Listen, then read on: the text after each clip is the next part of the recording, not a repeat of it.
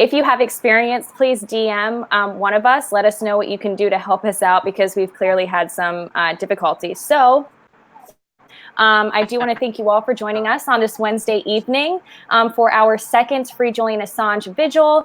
And make sure that you hit the like and subscribe button. My name is Taylor Hudak, and I am joined with... You're lagging really bad again. Yeah, so... Can they hear us, though? In chat, yeah. Okay. So, again, thank you guys so much for joining us on this Wednesday evening. And this is our second Free Julian Assange Vigil. Make sure you hit the like and subscribe button. My name is Taylor Hudak. I am joined with Andrew Zygmunt and Christy Doff. And before we get started here, I do want to toss it over to you, Andrew. Andrew, I know that you wanted to address something before we get into some of the information that we're going to touch on tonight. Yeah, so I just had a little correction that I needed to make from last week. I said Jeremy Hunt was going to be Attorney General over in the UK, I believe, and it was actually him being runner-up under Theresa May for potentially getting the Prime Minister spot, and that he said he wouldn't stop the extradition of Julian Assange. So I just wanted to correct that point. Yeah. So we do obviously have, thank you for making that correction there.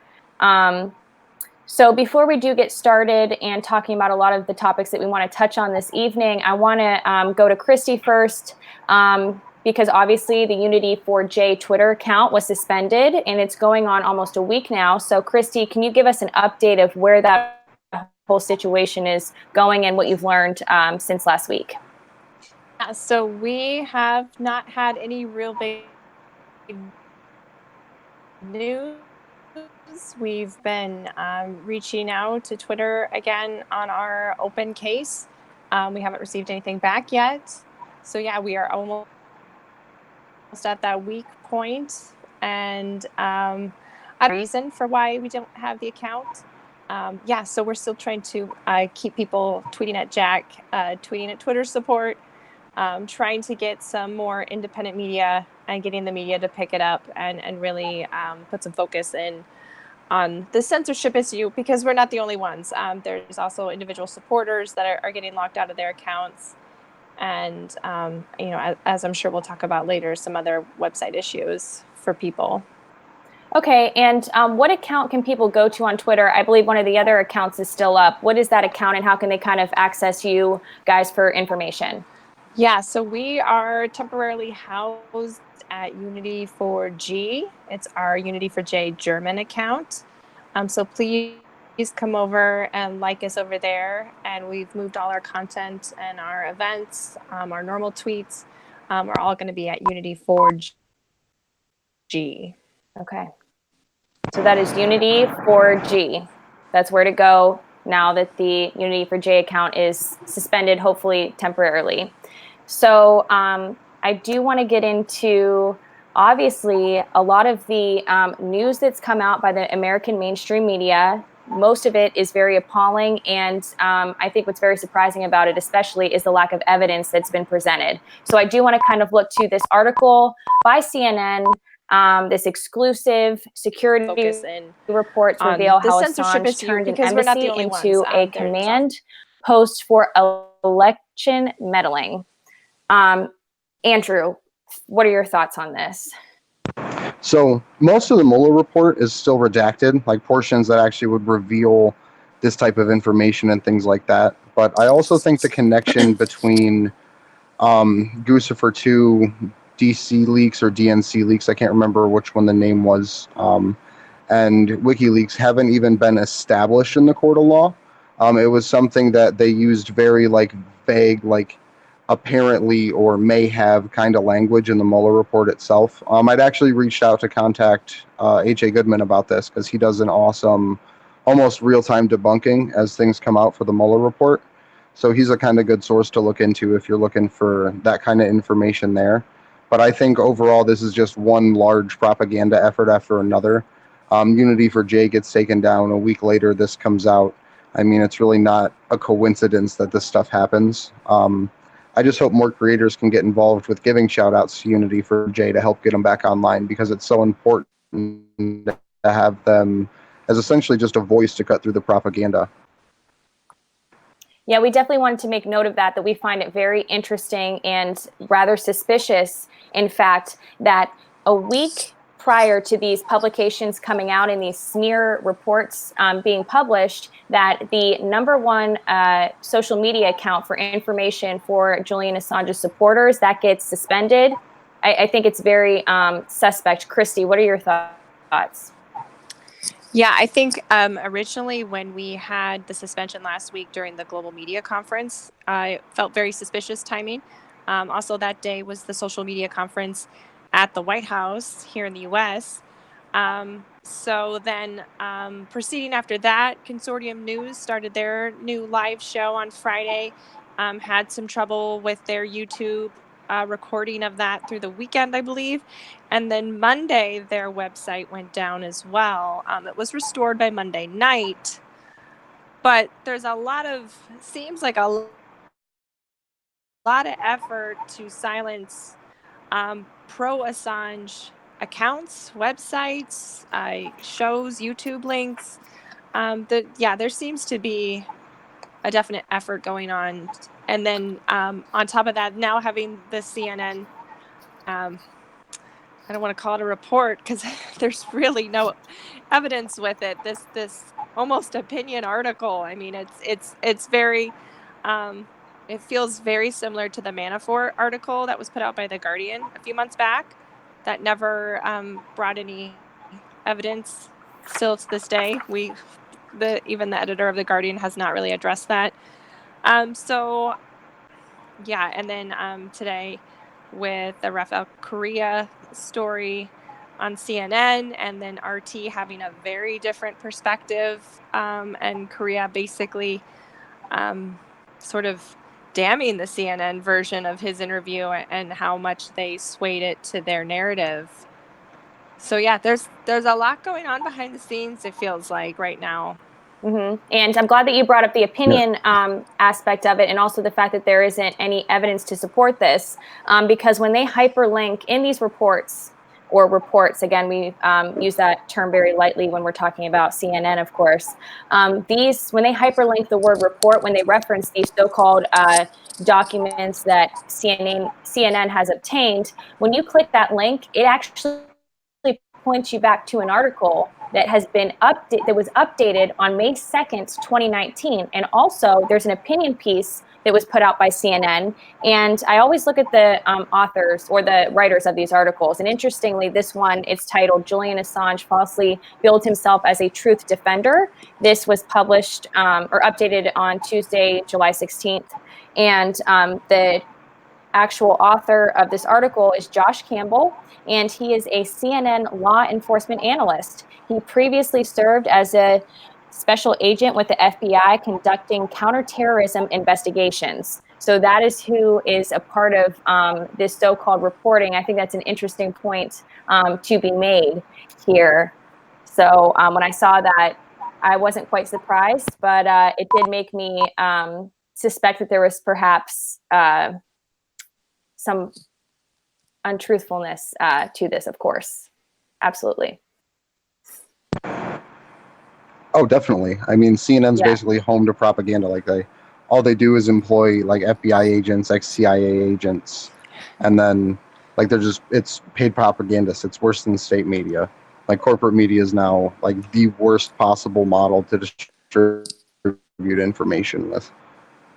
Right. And like I was mentioning before we went on air, I hate even giving them the clicks to read the article to be able to, know what's being said to refute it. But it's just, as soon as I saw someone sent me the link, I was just like, man, here we go. Here's a new one. So that's really when you see these mainstream media outfits publish stuff like this, it's not going to be the correct narrative. They're not going to have evidence, and because they've already proven themselves to be untrustworthy, essentially. Yeah. And did this one opinion... Go ahead, Andrew. Oh, no, go ahead. Okay, so I just want to read an excerpt out of this opinion piece. He writes here, and this is again This is Josh Campbell. If you guys want to tweet at him, it's at Josh S. Campbell. But anyways, he wrote this. He wrote, according to documents, and documents again is hyperlinked. Click on that link and you'll be surprised at what you find, anything but documents. So according to documents obtained by CNN, Assange had multiple Russian visitors to the embassy, as well as visits from world-class hackers. Notice the language used here. And potentially received deliveries of hacked material related to the 2016 election. We're using terms like world-class hackers, and we're using terms like potentially, vague language, and also inflammatory language that's used to kind of demean certain people. What do you guys think about this? I mean, it's just gross. It's literally just the most basic propaganda attempts. It's something that they just do all the time. It's insulting, really. Yeah, and we're clearly trying to push a narrative. We're clearly trying to smear other people along with Julian Assange and the type of friends and company he kept during the time at the embassy, and creating this narrative that there was some really deep and dark stuff going on at this headquarters here in this tiny little embassy in London. It's interesting. Yeah. It just, I mean, you look at it in an overall arc of the last few months, and it's like, how much can we throw against the wall, and what is finally going to stick for this character assassination that is just perpetually trying to be thrown at the forefront of this. Yeah, so it's crazy, like, sitting here watching this real quick, because you can see them. I don't want to call it like real-time censorship, but just with everything, like, as you go to talk about certain things, the mic just like cuts out, and then it'll be like a second or two, and then it pops back up. So it's just, I don't know.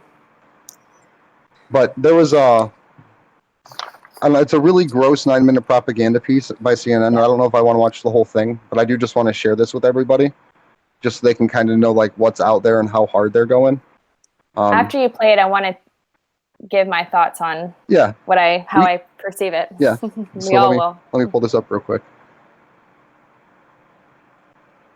In the months leading up to the 2016 presidential election, Ecuador's embassy in London turned into a command post for WikiLeaks.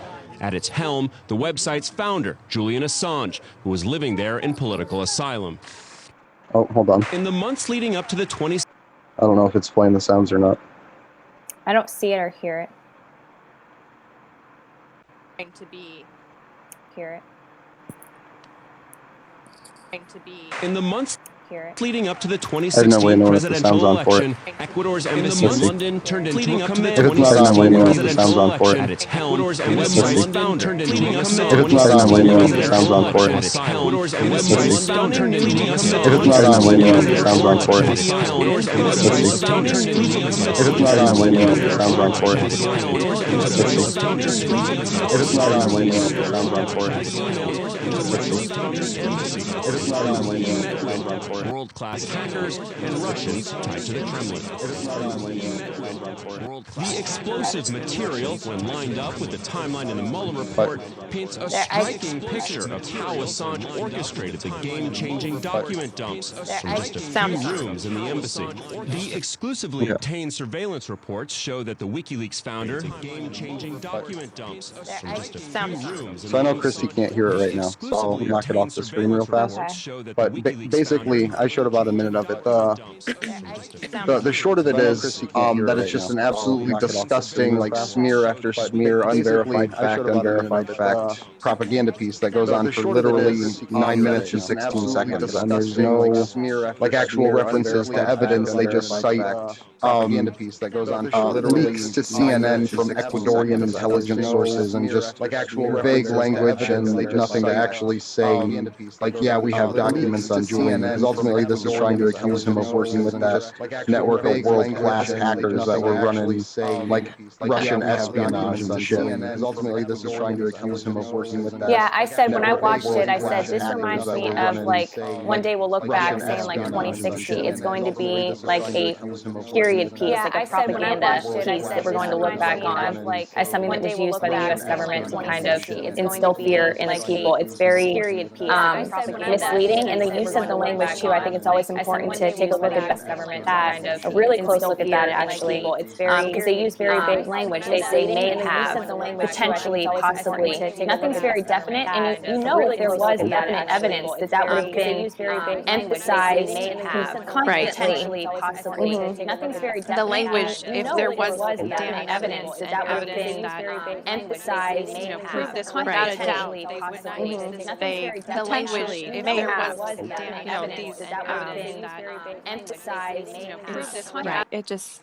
It reminds me a lot of the Manafort Guardian story. Yeah, and they still haven't even retracted that story. That's still up there. Right. I don't think they've taken it down. But looking at this article right now, it even says the documents, which we still have never seen. They don't provide the raw data, the raw documents. The documents build on the possibility raised by Special Counsel Robert Mueller. So even that too, they're using the Mueller report when there's really, that report uses the same vague language that they're using. So to put it all into context, the vague language that they're using is based off the vague language that Mueller used in his report that was based off an FBI investigation that got a redacted report of the DNC servers after they destroyed them after giving them over to a third party to investigate. That's what we're supposed to believe with this propaganda piece. It's absolutely incredible that like things like this are still allowed to actually be made and put out there. Do you think the public is going to buy it? Do you think that this is going to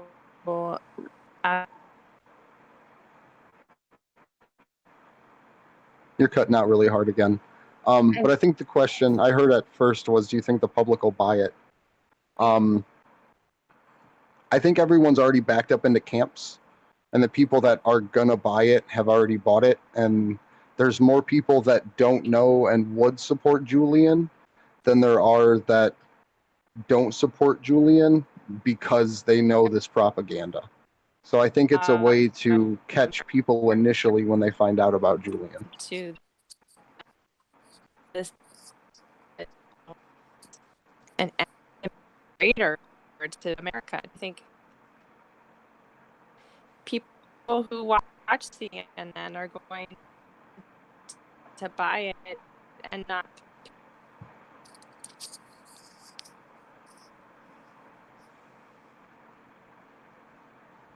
Yeah, I think it's going to be the people on the fence, or like you said, the people that are now just starting to hear about things again, that it's going to capture a little bit of their attention. It also kind of makes me wonder what is going to happen, because I'm wondering why this stuff is starting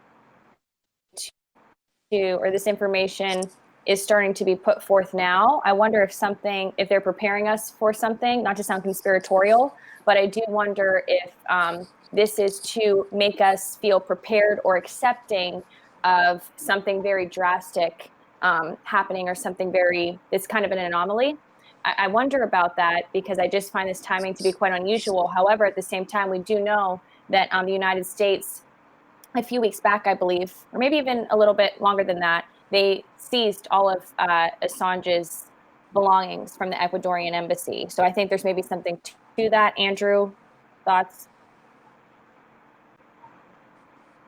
Sorry, I was just trying to figure out what was going on with the stream because Christy's all messing up on there. It's tough sometimes getting this stuff set up. So again, guys, if you do have tech experience, and then I'm still here. Okay, good. Can you hear me? So we can hear you fine now, as long as the camera's off. For some reason, it's working just fine. It's weird. Okay. So there was another article that I wanted to touch on, and I think Christy said that Kim.com had actually shared it. And I don't want to speculate too much about it because it's one of those things that I still just really want to learn, like figure out more about, see if it's accurate information. But it's an article that based from LawFlog that asserts that Ellen Ratner, a former Fox News contributor, was actually the person that handed Julian the files that she got from Seth Rich. So it's a really interesting thing, and I don't want to get too much into it, but I'm going to read a little bit of it just so everyone can kind of just make their own opinion about it. So let me pull that up real quick. Former Fox News analyst Ellen Ratner relayed information from WikiLeaks founder Julian Assange to Texas businessman Eddie Borowski regarding Seth Rich's role in transferring emails to WikiLeaks, according to an amended lawsuit that I filed this morning on behalf of Mr. Borowski. Although Ms. Ratner previously worked for Fox News, she is by no means a Republican or conservative, and her role in the Seth Rich saga, like the journalist Cy Hirsch, obliterates the Democratic narrative that right-wing zealots fabricated a story about Mr. Rich leaking emails from the Democratic National Committee. Mr. Rich, a DNC employee, was murdered in Washington, D.C. on July 10, 2016, and the murder remains unsolved. And then it has a link to some of the amended lawsuit.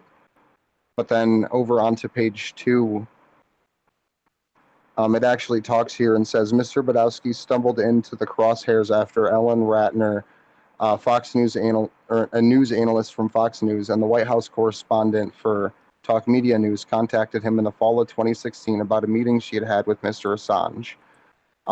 The update says, update of Fox News spokeswoman informed LawFlog that the July 16th, 2019 email that Ms. Ratner left the network in July of 2019. So it's a correction from earlier. But Ms. Ratner's brother, the late Michael Ratner, was an attorney who had represented Mr. Assange, who had represented Mr. Assange. According to Ms. Ratner, she had made a stop in London during the return flight to Berlin, where she met Mr. Assange for approximately 6 hours in the Ecuadorian embassy. Ms. Ratner said Mr. Assange had told her that Seth Rich and his brother Aaron were responsible for releasing the DNC emails to WikiLeaks. Ms. Ratner said Mr. Assange wanted the information relayed to Seth's parents, and it might explain the motive for Seth's murder. Okay. No. Okay.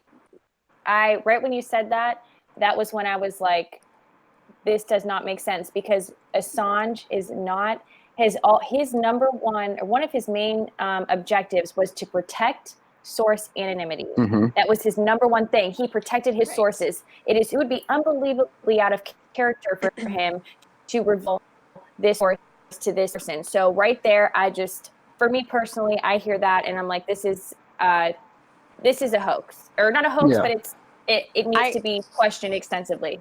Right, and that's one of those reasons I wanted to bring it up, because I saw it going around. Yeah, Christy, go ahead. Yeah, I have to agree with that point. The article made it seem like he revealed this source to this woman very casually and wanted that information to get to Seth Rich's parents.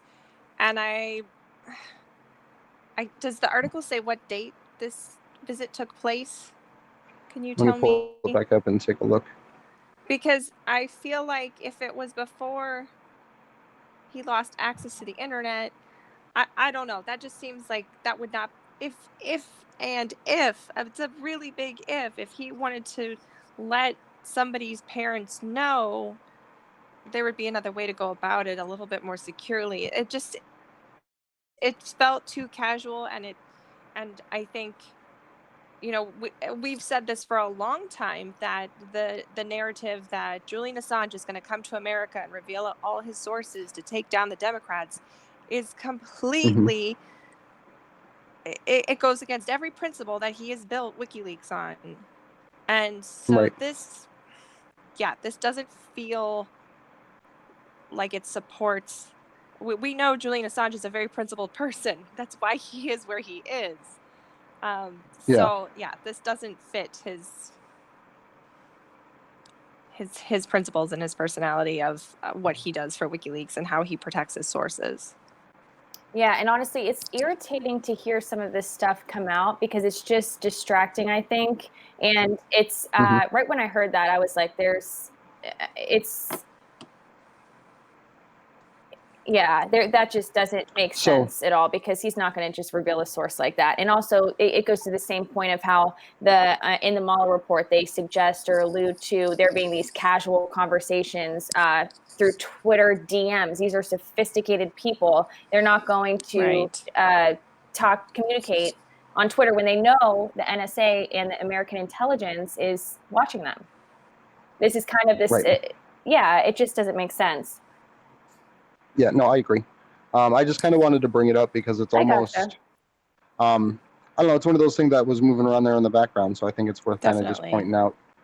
Because I do believe the Seth Rich story, or the Seth Rich point of view on it.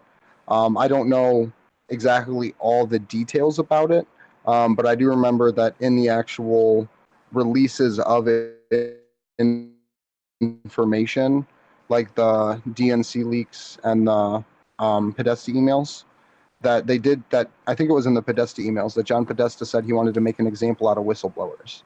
Right. So it's something that I don't necessarily believe what that article says, but I think there is truth behind the Seth Rich story. And it's something that, I don't know, I don't think it was the Russians, so how else did it get there aside from the DNC staffer that had the access for it?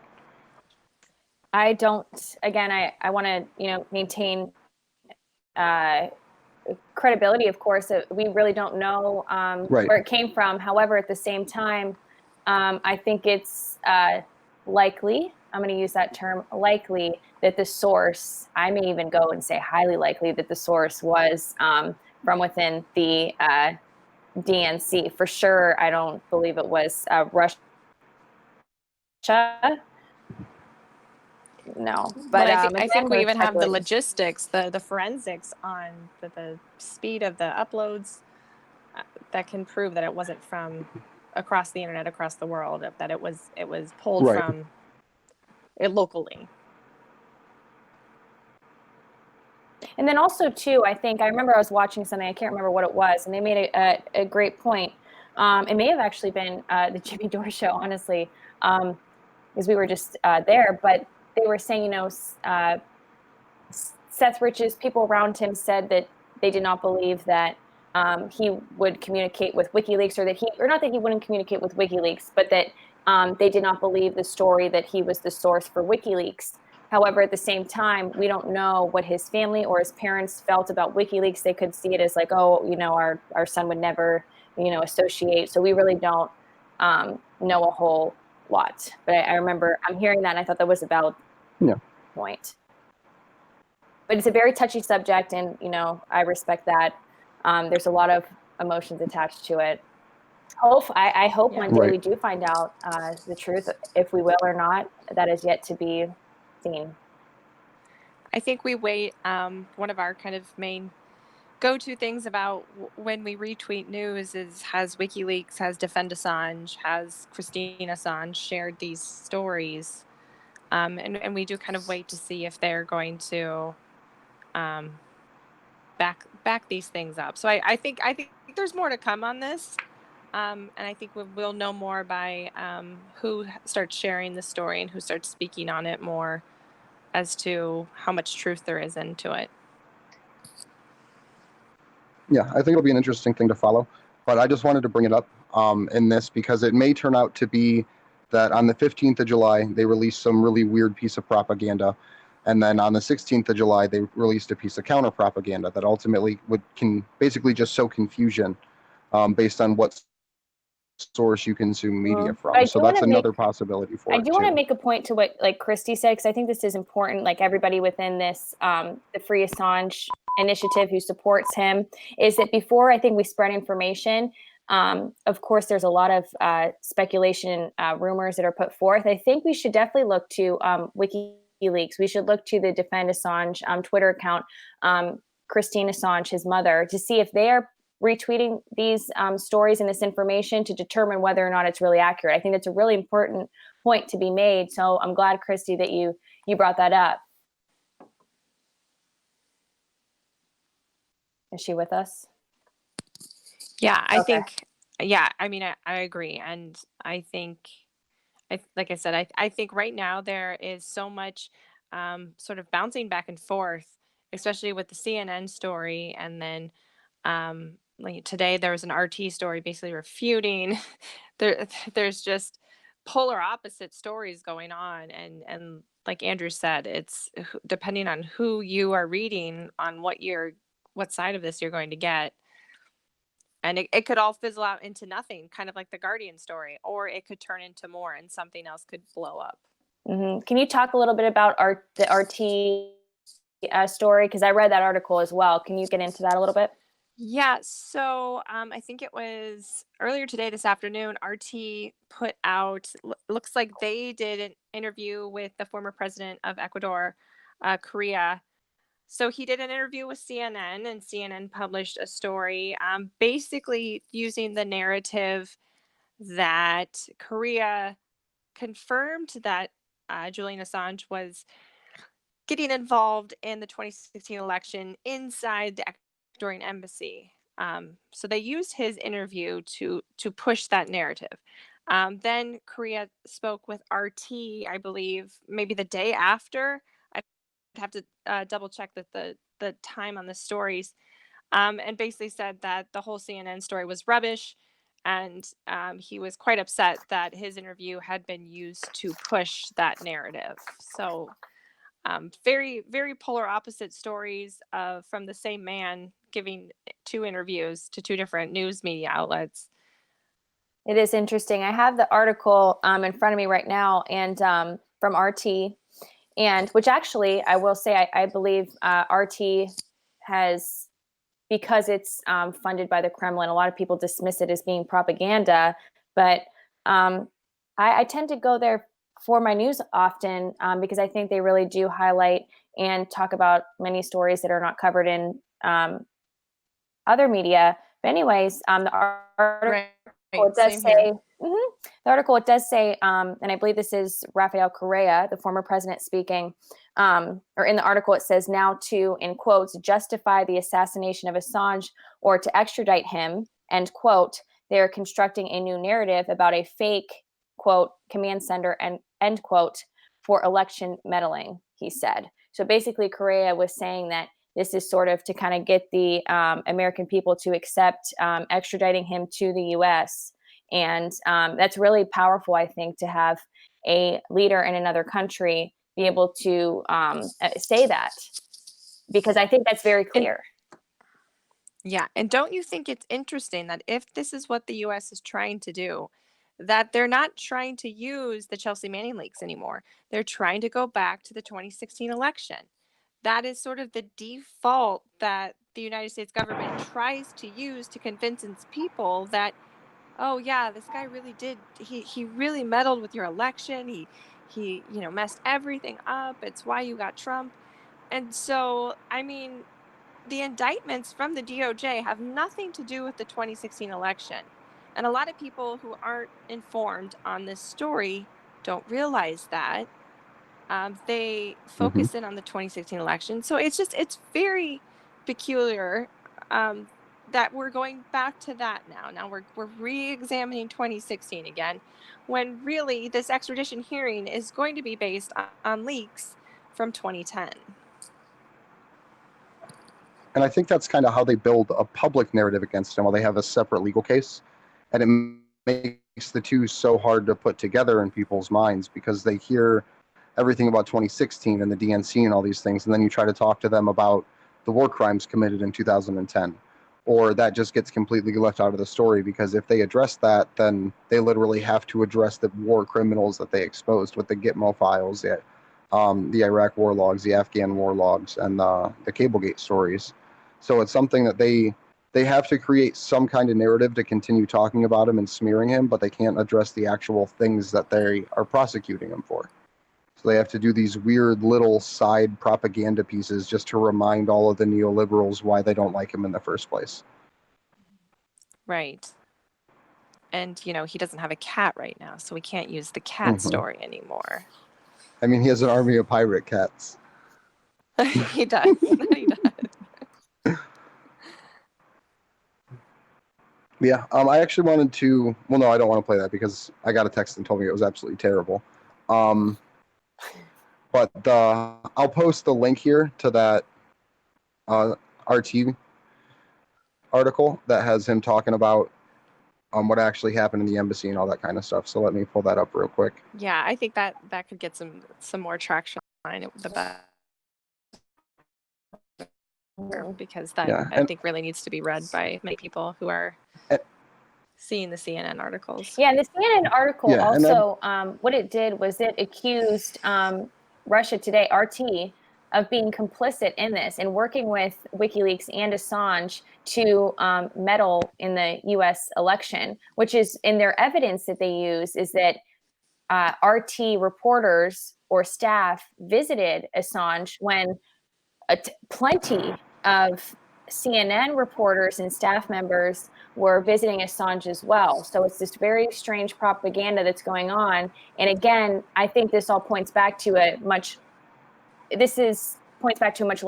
larger issue, which is the fact that we still have major issue, or they're trying to make it seem like we have major problems and struggles with Russia.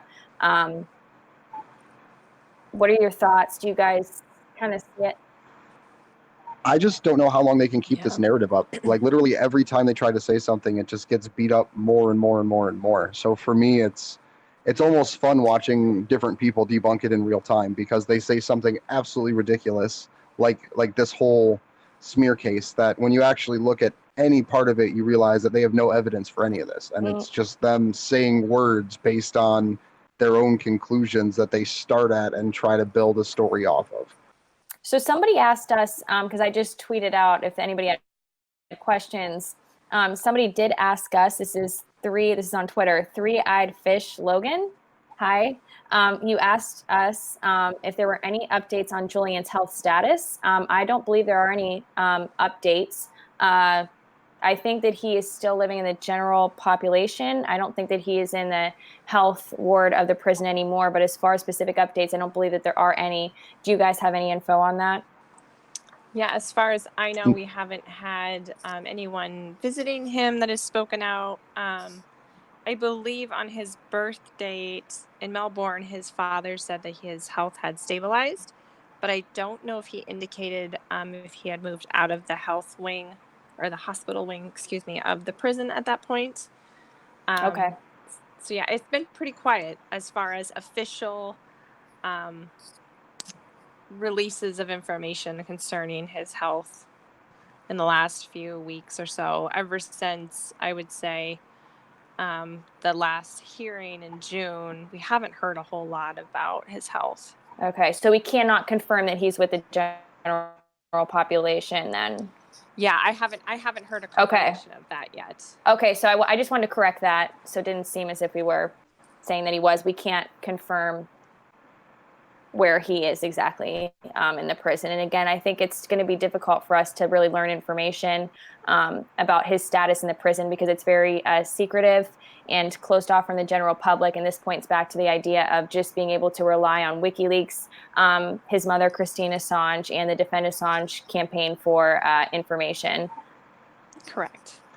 And I just want to set something for timetables for everybody, just so they know, because the way that the video that Cassandra brought out got released, I just want to remind everyone that that video was supposedly from well before Julian was admitted into the medical wing. So I just want to make sure that that's put out there too. Yes. So if someone finds that wasn't previously aware of that date or time, they can know that it was well before Julian got moved into the medical ward. And that whole scenario has gone very quiet as well, as far as releasing more promised information, more promised video, photos. So I don't know if the best intentions were happening there as well. But yeah, that has gone very quiet as well. Okay. Well, I don't know. That was probably almost a good thing that happened, that went quiet. Perhaps, yeah. So do we want to talk about our Chicago? Oh, yeah. Sorry. Andrew, I know you wanted to touch on that. We had a great time, by the way. It was awesome in Chicago. It was great to meet people. Like, we met so many people that were wonderful that we were able to speak to. We had a little trouble with our posting signs. and with our distributing of our wristbands, these yellow wristbands, Action for Assange. Andrew, I'll let you take over here. I don't have mine on. I'm sorry. Oh. But so just in case anyone didn't know, over the weekend, we held an Action for Assange event out in Chicago. And it was to coincide with the same time as the Jimmy Dore event, because he was having a bunch of live shows out there. So we went out there and we posted, in total, I would say, I think 3 different communities, somewhere around 500 signs spread all around each. And the coolest thing was literally just getting to walk through the line and just talk to all of the other Jimmy Dore supporters.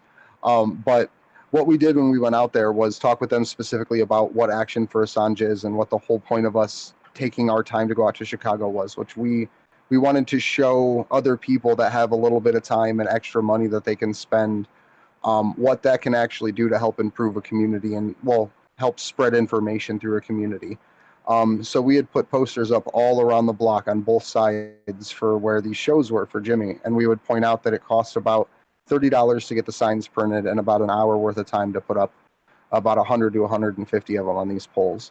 And everyone there was super, super receptive. It was really cool. And then when we had first gotten started, there was one of the, I want to call him like a bouncer, but he was more like a TSA agent, came out and started yelling at us for passing out, literally just handing out signs that said "Free Julian Assange," "No extradition," "Jail war criminals," "No more torture," "Chelsea Manning's a POW." So that was fun. And he came out and harassed us a couple times, literally telling us that we couldn't even be on the sidewalk there. So overall, it was just this really strange experience of standing there with a bunch of like anti-establishment, like fuck the government people, while at the same time and talking about free speech, while at the same time being told I can't publicly speak about an issue. So it was something that just the parody there was pretty funny. But then with the wristbands, it was actually something that Taylor had done. She had gotten an Action for Assange. I almost want to call them like the Live Strong bands. I didn't want them to look but it's like that same style. But we passed those out to everybody too, and it was really, really cool because it was a way of like just engaging someone in a conversation, to be like, hey, I have this free thing for you. Like, can I have a minute of your time to talk? So it was just this really awesome, just overall event. And then passing out the signs to everybody was really cool too, because it gave them something to like hold up during Jimmy's show, and we got our own like special shout out. And Jimmy, Steph, and Graham were actually wearing them on stage that day. And then it actually, I don't want to say that he did it because we were there, but he rearranged the show, just happened to be halfway through to talk shit about Neera Tanden for like half an hour. So that was pretty funny, bringing up the WikiLeaks articles and how she tries to create like a propaganda smear against him. So it's funny to see like propaganda used against multiple people that are still in the same fight, coming from sources that are all connected to CNN and those other like war criminal based organizations. Yeah, and also too, like we were really excited to meet back to you guys. We're gonna have one of our friends that we made he was gonna be on the show. That's Mel, awesome guy. He was gonna be on the show tonight. He wasn't able to make it. He's gonna be on in the future. But again, yeah, we loved like meeting everybody. It was so much fun, and it was the coolest thing too, because oftentimes we feel kind of a little bit like we're the only people in our communities that feel this way about, free speech and Assange and about whistleblowing. I'm echoing a little bit. And to be, it's okay. And then to be in an environment where everybody collectively kind of agreed to this, and they knew exactly who we were talking about, and they were enthusiastic and wanted to hear more. It was really cool, and it gave us hope. And also another initiative that I kind of just came up with, I just had the idea because I kept hearing about this press club of Cleveland, and basically they just advocate for a free press, for fellowship among journalists. So I thought, what better way to bring awareness to Julian's situation than to ask them to please issue a statement in support of him and condemning the United States government's decision to charge him with 18 counts, 17 of them, I believe, related to espionage. So I sent them a letter. It was a polite letter, of course, because we're not going to get anywhere. And I think everybody knows that, being hostile. So I just sent a polite letter to them and put it on Twitter, and actually heard back from the president of this press club, and she said they're going to discuss it at their board meeting later this week. I hope that they do, and I hope that they make the right choice and step up and issue a statement. I think this is a great way to kind of make this not a normal thing, to make these charges seem very, or not seem because they are abnormal, but highlight that this is not a normal thing that shouldn't be happening. So I just encourage everybody to, if you have the time and if you want to write letters to your local press organizations and press clubs, because if we could get them to say statements, it adds some further legitimacy to our cause. Absolutely. And I think it's super cool that they got back to you I too, was because most surprised. times, I was shocked. yeah, like every other like journalistic institute, whether it's a paper or something like that, has pretty much just ignored us as far as like mainstream places go. And for something as big as a press club to actually come out in, not even in support yet, but just even be willing to have that dialogue is really cool. Right.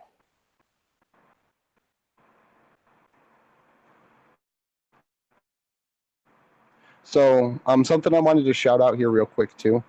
I'm going to post a couple different donation links. One's for Chelsea Manning. I just want to remind everybody that she's been fined, I believe it's over $17,000 so far, for simply the crime of not wanting to perjure herself. So I'm going to put a couple links up in here for the Courage Foundation, for Chelsea Manning's legal fund that Chelsea Resists links to. And then I'm going to go pull up the WikiLeaks donation link as well. Somebody asked us a question. They said, they said, any chance, this is from Beth B, hashtag protect Julian, hashtag unity for J. It's a long name. Beth, hi. She's asking, any chance of getting Jimmy, Steph, or Graham on an upcoming vigil? Yeah, sure. We'd love to have any of them to come on the vigil. That's on them. But they're welcome to come. I did ask Jimmy the one night if he would please come on. I think that when you approach somebody in person, they're reluctant to say no. He said, yeah, he would. So yeah, we would love to have him on. That would be great. Because it helps, because they have a big platform, and kind of having either of them come onto the show really helps draw in their viewers as well, because I think we're all united. I know we are all united in this cause. So one thing to highlight too is we've been reaching out to a bunch of different content creators trying to share articles, news stories, updates, and we actually have a couple that have responded to us.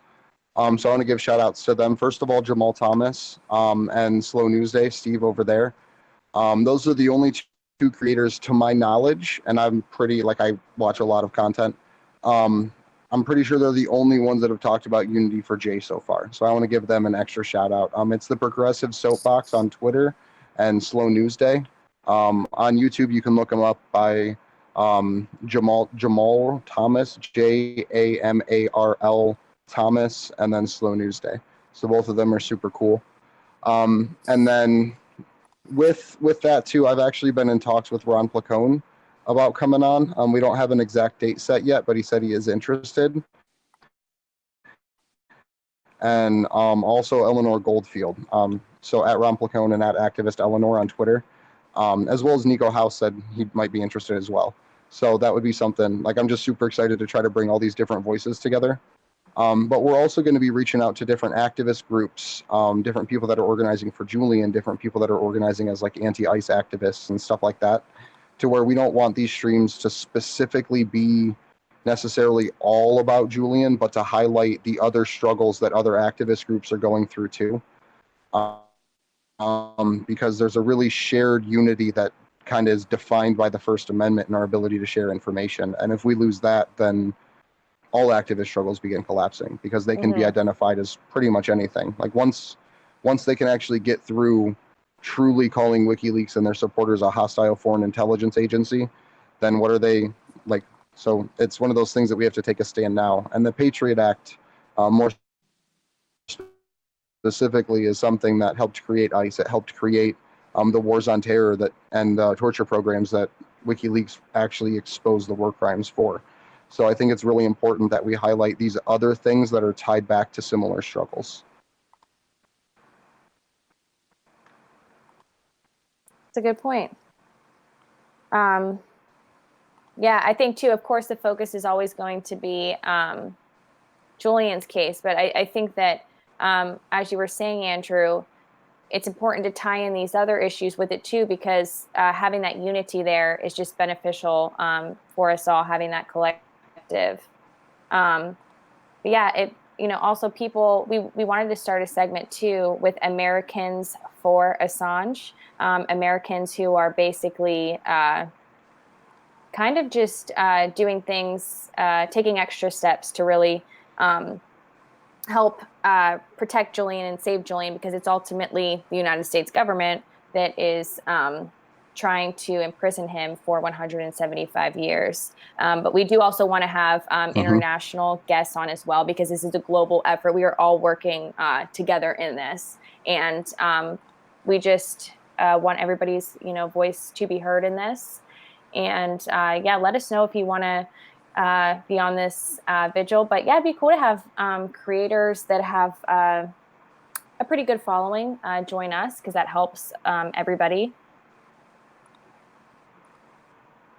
Something too, it's something that we talked about last time. Pressure independent creators as well, like more than just us talking about it, but tweet at them, send them articles, make sure that they keep talking about Julian Assange, because even after the fact now, I don't think I've seen a single piece about candles for Assange and stuff like that. And I think the biggest hesitation, just from the way the creators talk about it and the stuff that they say, is they're worried that people not necessarily aren't going to watch the content, but that it's going to threaten their channel and deprioritize them and get them moved down in the rankings. But I think it's an understandable fear. So I think maybe the best way to go about it is not saying to pressure them, maybe incentivize too, but I think that there's an understandable fear of why they would maybe be hesitant to bring up this issue. I think the best thing we could do is just say this is a environment where you are welcome to come on, and we'd like you to have, to come on and talk about these issues. Absolutely. And I think something good too is like to show them how you support this, like to say, hey, I will share this content. I'll make sure that it's not just one view that you get from me, but 10 views that you get from the people that I know. So I think sharing that content and sharing information about Julian from, I don't want to call them mainstream independent sources, but from like the verified, legitimate, actually quality independent sources means a lot when that comes out. So we have to make sure that when they do that super chat on it, they're talking about it live and say, hey, thank you for covering this. That's what I try to do, just to keep it up in the forefront. Christy, do you have any, I know you're very involved in the Unity for J movement. Any last thoughts for the viewers on how to get involved and really make a difference here? I think as far as at any point in time, can you have an event on the ground? It doesn't have to be, especially during an extradition hearing. I mean, most recently, the Candles for Assange was during Julian's birthday. But anytime you can get people together, or there is some sort of festival, especially during the summer. What I did about a month ago is I was at a film festival, and so I took some posters of Julian and I took pictures around town and on the red carpet, and I just kept posting them onto my Twitter page. And so, I mean, even if you're by yourself and you're traveling around this summer, or even in your town, just going to well-known spots and taking pictures, holding up signs, you can chalk it just about anywhere in a public space as long as you're using washable chalk. There's lots of ideas. We have a really great, there's a Steemit article by Elizabeth Lee Voss, wrote a very extensive article of all these sorts of actions you could do at any time. So, you don't have to wait for some big global event of all the cities, timing it together. Yeah, that's a great absolutely. point. And that's what I try to encourage people to do, like through the way that I tweet and the articles that we share and stuff like that, is the idea of being that personal protest. Like, don't wait for someone else to plan it out in your town and do all the work for you. Just go out and do it. Like, you don't have to have permits, like Christy was saying, to go out and chalk on the sidewalk, or there's no special license to shake someone's hand and say, hey, have you heard of Julian Assange? So just, it takes bold action, and it's going to take absolute determination, just like Julian said. So it's something that The only way to counter these propaganda efforts that we've been talking about tonight and all these other different things are to actually talk to people. Like right now, we have 22 people watching, which I think is super awesome. But we're essentially talking to ourselves. Like we are all people that know these things, that are sharing information internally, which is really important, which is part of the point of this stream, is to make sure that we can get information out to people. Because at the end of the day, like everyone on this stream is a normal person. Like we have normal people jobs, we do normal people things, but this is something that we found enough time out of our day to do just once a week, that we can say like, hey, there's other people out here fighting. Like, don't feel so alone out there. Mm-hmm. Are there any last thoughts before we close out? And I think we should before we close out, I think we should all give our Twitter handles, because I think people should know how to like contact us if they have suggestions, or if they have tips for us in the future, or just questions, comments, that sort of thing.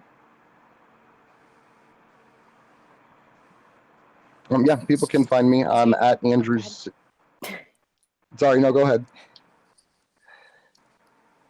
As far as Unity for J goes, please come over to Unity for G and give us a like to help follow and promote our tweets there. We are really trying to rebuild our audience, but we're still in the fight to get our account restored. So please help us make some noise on Twitter to Jack and Twitter support about that. Otherwise, you can find me at ChristyMKD84. Okay, Andrew. You can find me at Andrew Zigman, and it's Christy MKD84, right? Yes. I'm typing it in chat right now. But there's something too that I want to talk about with social media, because it's super important, just as like a closing word. Make sure you get in contact with people offline, or not offline, but off of main sources. Like even if it's texting or just emailing or something like that. So that way, when we do lose these platforms, we don't lose contact with one another to share like our organizing efforts and active news and stuff. But you can find me at Andrew Zigmund, Zigmund, on Twitter. Okay. Yeah, and just to piggyback off Andrew's comment real quick, we are encouraging people to go over to our Minds account. It's another social media platform, just for that very reason, that if we start losing more accounts on Twitter and people start losing their personal accounts, to really kind of find your people that you've been communicating on Twitter with in other social media platforms. So yeah, we don't completely lose everybody if something goes down. Yeah, and there's a lot of other smaller ones too. Like I don't know how all of them work, but just because I love Tim Black and Nico House, I'm gonna give it a shout out. They have one called Just Informed. I don't know how many people actually use it right now, but it's just a cool little behind the scenes creator style platform. Mm-hmm. All right, Nice. and I will close us out. Just to recap again, of course, Unity 4J is out, so do make sure that you start following Unity, the number 4G. Again, that is at Unity 4G, and you can also go to their Minds account, and you could follow me. I'm Taylor Hudak at TaylorM_HUDAK. And we really thank you guys for sticking with us this evening, and for being okay with our technical difficulties here and there. Of course, we're just getting started. We're going to amp up our production quality as these vigils continue. Maybe even do more than maybe do it more than once a week if we can. And we're looking for your suggestions as well on things that we could do, things that you're interested in us speaking about and touching on, and interacting with you all. So make sure again that you do give us a like and subscribe to this channel. And that's all we have for you this evening. And thank you guys so much for joining us and watching our vigil. So one last thing, Joanne asked about the wristbands. Okay.